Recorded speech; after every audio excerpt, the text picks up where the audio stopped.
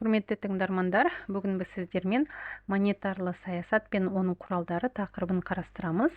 Монетарлы саясатты сонымен қатар ақша-несие саясаты деп те атайды. Монетарлы саясатты үкімет орталық банктің көмегімен жүзеге асырады. Және монетарлы саясат дегеніміз ол бірінші кезекте айналымдағы ақша санын реттеу арқылы инфляцияны болдырмау. Монетарлы саясат орталық банк арқылы жүзеге асады, орталық банк жүргізеді, және ол келесі мақсаттарға қол жеткізу үшін жүзеге асырылады. Бірінші кезекте ол осы елдегі баға деңгейінің тұрақты болуын қамтамасыз ету. Бұл дегеніміз ұлттық валютаның құнсыздануын болдырмау, инфляцияны болдырмау. Және екінші мақсаты ол экономикалық өсуге қол жеткізу, нәтижесінде жұмысқа жарамды адамдардың жұмыс бастылығын қамтамасыз ету. Бірінші кезекте біз сіздермен банк жүйесін есімізге түсірейік. Нарықтық экономикасы орнаған елдерде екі деңгейлі банк жүйесі қалыптасқан. Бірінші деңгейде орталық банк орналасады. Қазақстан Республикасындағы орталық банк Қазақстан Республикасының ұлттық банкі деп аталады. Мысалы үшін Америка Құрама Штаттарындағы орталық банк Федералды резерв деп аталады.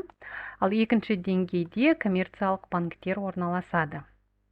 Орталық банк осы елдің монетарлы саясатын жүзеге асырады. Сонымен қатар орталық банк елдегі коммерциялық банктердің қызметін реттейді және қадағалайды. Және де сонымен қатар орталық банк коммерциялық банктердің банкі деп аталады. Себебі егерде коммерциялық банктердің активтері жеткіліксіз болған жағдайда, олар орталық банктен несие ала алады. Монетарлы саясатты жүзеге асыру үшін орталық банк келесі құралдарды қолданады.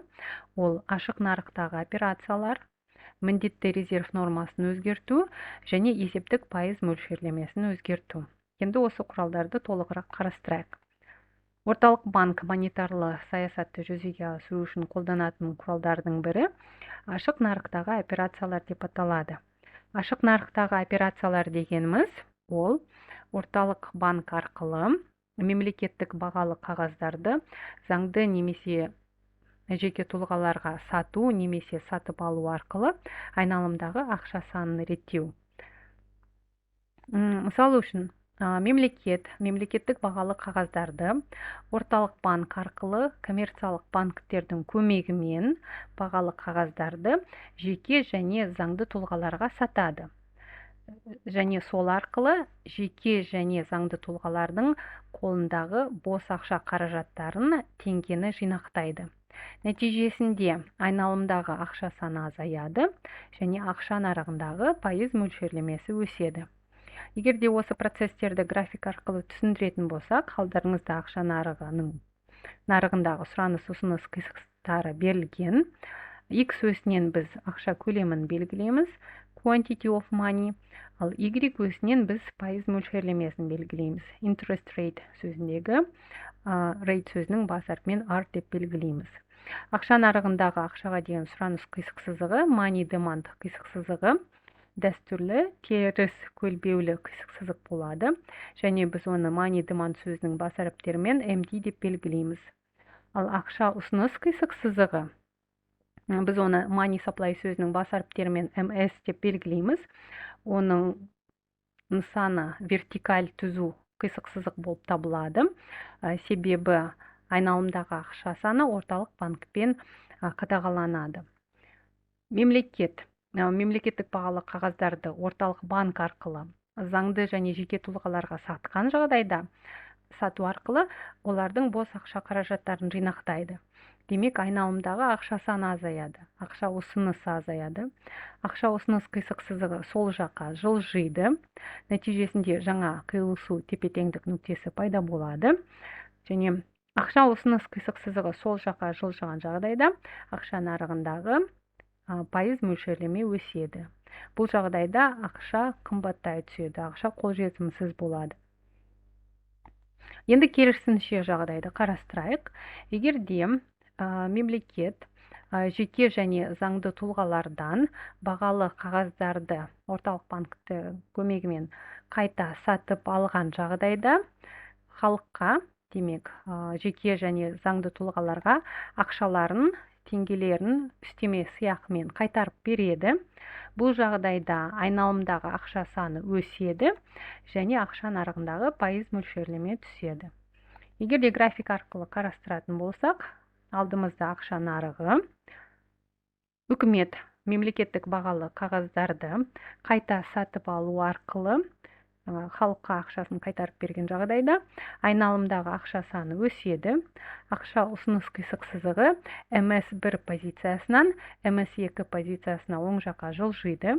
Жаңа тепе-теңдік нүктесі пайда болады. Осы нүктеден біз Y өсіне өтетін болсақ, біз ақша нарығындағы пайыз мөлшерлемесінің R1 деңгейінен R2 деңгейіне түскенін көреміз. Бұл жағдайда ақша қолжетімді болады. Демек, ақша нарығындағы пайыздық деңгей түскен жағдайда, пайыз мөлшерлемесі түскен жағдайда, бұл несие қолжетімді болады деген сөз. Ақша арзандады деген сөз. Ақша арзандағанда, несие арзандағанда, фирмалар несие алу арқылы сол ақшаны инвестициялайды. Ал инвестиция экономикалық өсудің көзі болып табылады. Демек, бұл ынталандырушы саясаттың құралы. Енді монетарлы саясаттың екінші құралын қарастырайық. Ол міндетті резерв нормасын өзгерту. Міндетті резерв нормасын орталық банк тағайындайды. Мысал үшін, бастапқыда резерв нормасы 10% болды деп есептейік.